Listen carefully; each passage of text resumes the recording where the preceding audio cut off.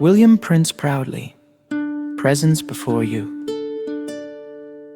The empty boat teaching, drawn from Taoism and the wisdom of Zhuangzi, can be understood as a single flowing narrative about the human heart.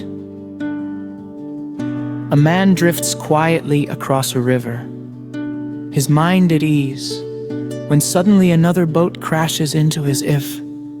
He looks up and sees that the boat is empty. He simply steadies himself, pushes it aside, and continues on his way. There is no anger, no disturbance, only a brief interruption in an otherwise peaceful journey.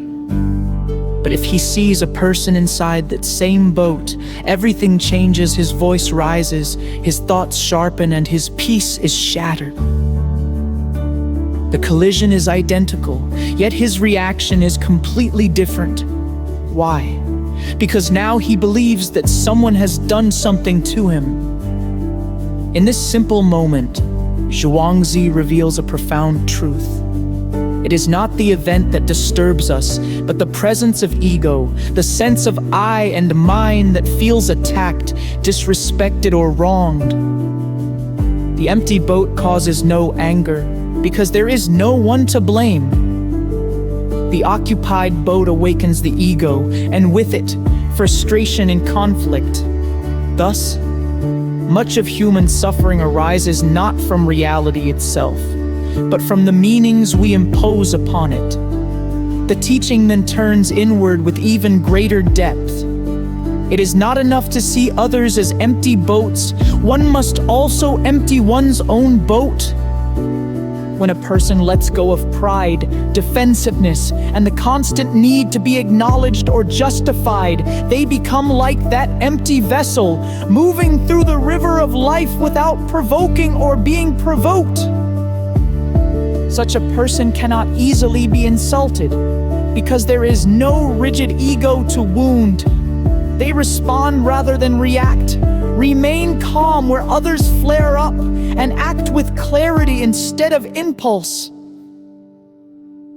In everyday life, this wisdom transforms how we see the world. The rude remark, the ignored message, the sudden inconvenience.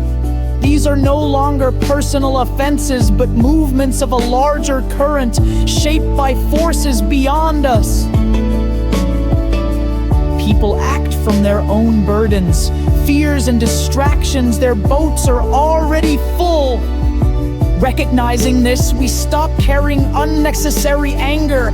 We begin to understand that while we cannot control the river or the other boats upon it, we can choose how we move within it.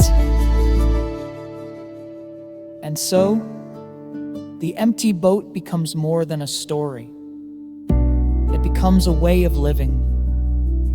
It invites us to release the weight of ego, to see beyond personal offense, and to travel through life with a quiet, steady heart. In doing so, we discover a deeper freedom, a peace that is not dependent on what happens around us, but rooted in how lightly we carry ourselves within it.